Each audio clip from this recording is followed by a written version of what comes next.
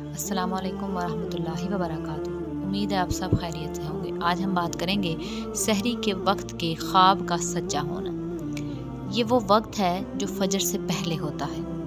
اکثر کہا گیا ہے، ہمارے بڑے بزرگ بھی یہ بات کہتے ہیں کہ سحری کے وقت دیکھا جانے والا خواب سچا ہوتا ہے، اور وہ اس بات پر مکمل طریقے سے یقین بھی کرتے ہیں کہ جو خواب سحری یعنی نماز فجر سے پہلے دیکھا جائے وہ خواب 100% سچا ہی ہے، اور یہ ہمارے بڑے بزرگوں کا کامل یقین ہے۔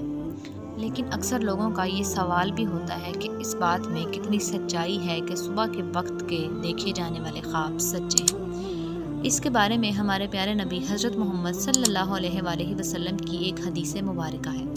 ترجمہ: صبح کے وقت کا خواب زیادہ سچا ہوتا ہے۔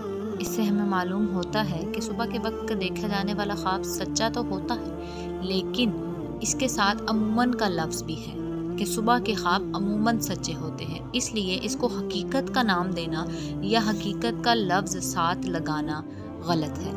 اب ان خوابوں کے سچے ہونے کی وجوہات علماء کرام یہ فرماتے ہیں کہ صبح کے وقت یہ ایسا وقت ہوتا ہے کہ دل و دماغ سکون میں ہوتا ہے، کیونکہ یہ رات کا آخری وقت آ چکا ہوتا ہے، اور اس کے ساتھ ساتھ اس وقت میں ملائکہ یعنی فرشتوں کا نزول ہوتا ہے۔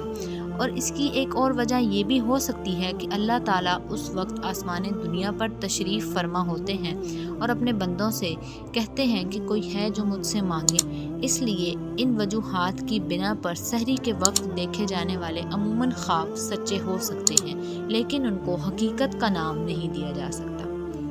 اب چونکہ اس کو یہ خواب رات کے آخری وقت میں آیا ہے، یعنی صبح ہونے سے پہلے آیا ہے، تو اس وقت انسان گہری نیند میں ہوتا ہے اور اس کا دل و دماغ بالکل سکون میں ہوتا ہے، اس لیے اس خواب کو اس کے دن بھر سوچے جانے والے خیالات کا عکس بھی نہیں کہا جا سکتا۔